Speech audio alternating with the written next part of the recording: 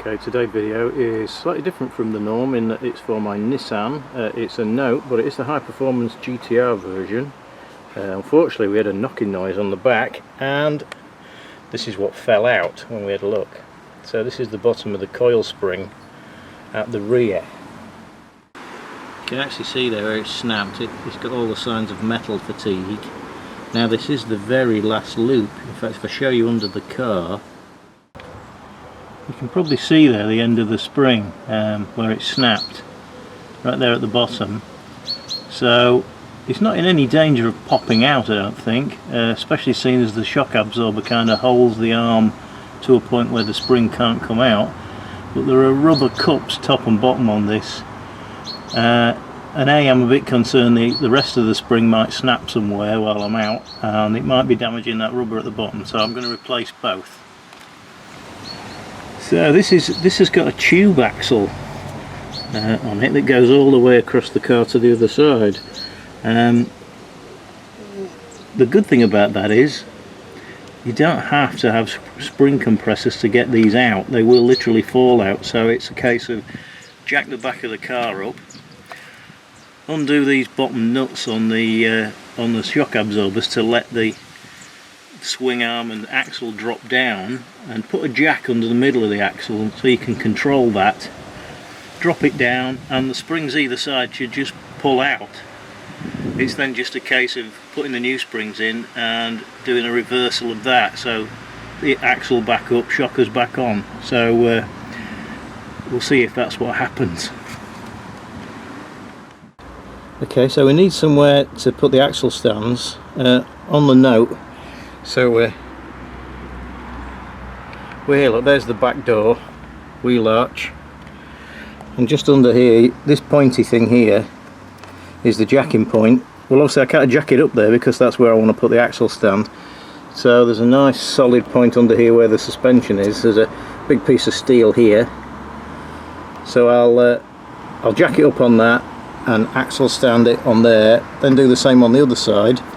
First of all though, need to loosen all the wheel nuts off, because I need the wheels off to be able to get the beam axle low enough to get the springs out. So axle stand each side, wheel off each side, and then we'll continue to the next step. Okay, so we've got the car jacked up both sides, axle stands on.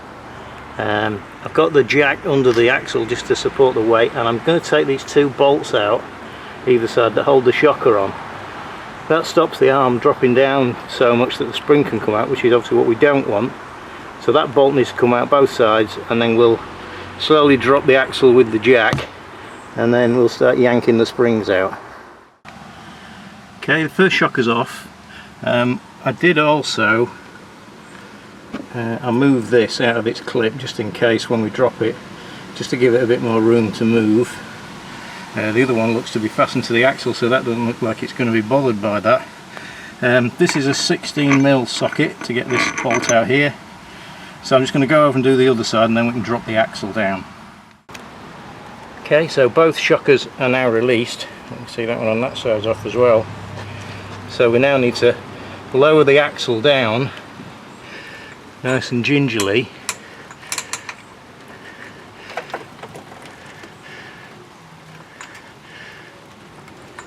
And you can see the spring is now hanging, so we need to take those out. Just take a look at those rubbers as well. There's a rubber top and bottom with a shape in it, the shape of the spring, so they need to be orientated correctly. I'll take those out and clean them and then show you them somewhere dry, because it's now chucking it down with rain. Okay, so have a few minutes in the dry. This is the replacement spring, the first one, and here's the broken one.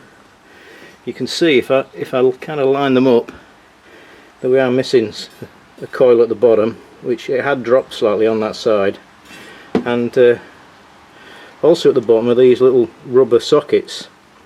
I'm just going to give this a clean, and you can see that the spring fits round this and sits against this stopper.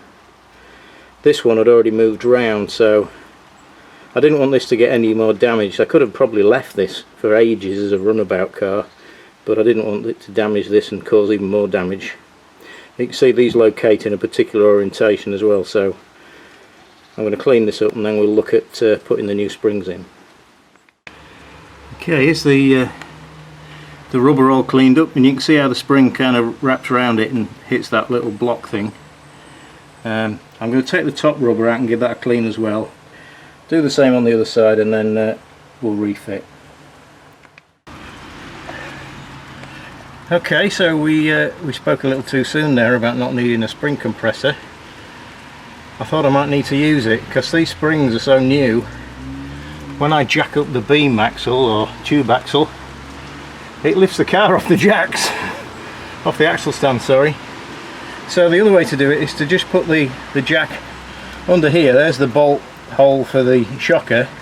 I've already managed to get the other side on.